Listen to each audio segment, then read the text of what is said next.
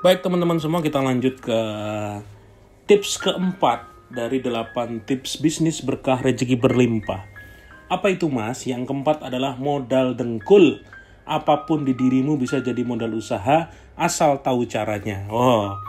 Berapa banyak ketika saya ketemu dengan orang-orang yang pengen berbisnis, pengen berwirausaha, selalu keluhannya adalah, mas saya nggak punya modal, mas saya nggak punya tempat, mas saya nggak punya ilmu, mas saya nggak punya channel, mas saya nggak punya backing, mas saya nggak punya semua alasan yang membuat dia kelihatan lemah. Saya pun dulu bukan anak orang kaya. Dari kecil saya anak yatim, bapak saya meninggal ketika saya kelas 5 SD. Ibu saya hanya pedagang di pasar Lempuyangan di Jogja, pedagang rempeyek, makanan kecil. Kuliah di UGM itu saya nekat. Saya hanya bilang sama ibu, bu alhamdulillah saya diterima dan saya berjanji saya kuliah tanpa minta uang ibu sedikit pun. Wah luar biasa. Habis itu ya mikir cari duitnya gimana. Makanya selama saya kuliah tuh profesi saya banyak banget. Selain tadi bisnis yang macam-macam saya sebutkan, saya tuh juga sempat jadi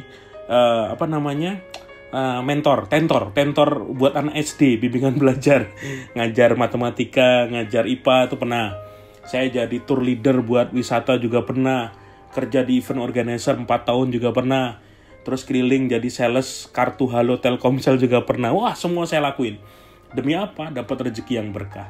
Nah, modal dengkul apa yang sebenarnya bisa kita miliki? Kamu tuh sebenarnya punya kemampuan. Coba lihat dalam dirimu, kira-kira kemampuan apa dirimu yang bisa bernilai dalam bentuk uang. Mungkin, mas saya bisa ngomong. Mas saya ternyata orang nggak malu-maluin, apapun saya jalanin, jaga parkiran pun saya mau. Wah itu luar biasa itu. Walaupun awalnya jaga parkiran, itu proses untuk mutusin urat malu dan dapat duit gitu loh. Ada satu hal ketika kita nggak punya modal.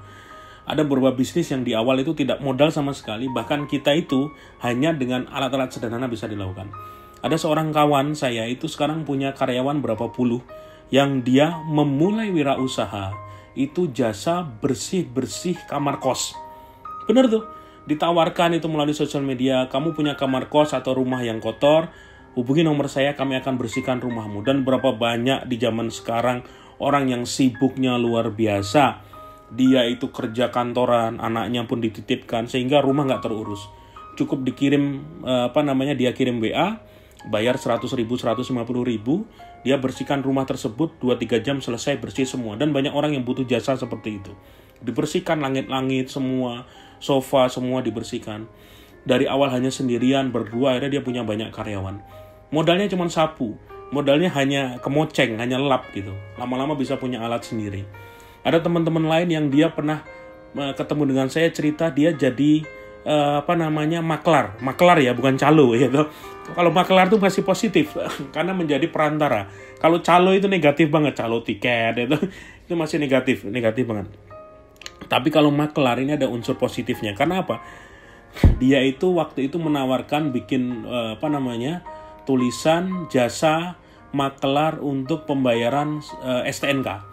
Banyak orang sibuk, bahkan punya mobil banyak, punya motor banyak, tapi selalu lupa bahwa dia punya mobil motornya harus setiap tahun dibayar pajaknya. Dan ketika terlambat 1 hari, kena pajak sekian persen. Wah, dia tawarkan keliling dengan kertas-kertas, di SMS orang-orang dia kenal, datangi ke komplek-komplek. Bapak Ibu, satu kendaraan saya hargai 50.000. Saya catat, nanti tiap tahun saya akan ingatkan. Dan Bapak duduk di rumah saja, saya bayarkan, saya yang antri, nanti saya antarkan lagi. Dan ternyata laris manis.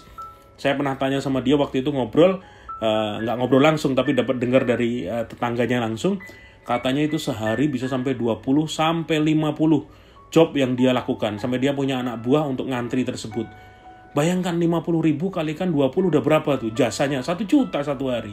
Ya bener nggak? Nah, iyalah. Dan itu hanya dari jasa STNK. Dan dia punya ratusan klien. Dia punya database-nya. Di SMS, di WA. Bapak, kendaraan yang ini besok jatuh tempo loh. Kalau mau dibayarkan, sekarang saya siap ke rumah untuk bisa membayarkan. Tuh, hanya dari modal sederhana tersebut, Masya Allah, ternyata bisa menjadi lahan rezeki dan menjadi modal untuk memulai bisnis yang lain. Keuntungannya jangan dihabiskan, dikumpulkan untuk bisnis impian berikutnya. Lihat apa yang potensi dalam dirimu dan jadikan itu sebagai modal terbesar untuk kamu memulai usaha. Sebutlah itu modal dengkul, bahkan dengkul melocot pun nggak apa-apa. Yang penting kamu bisa mulai untuk action.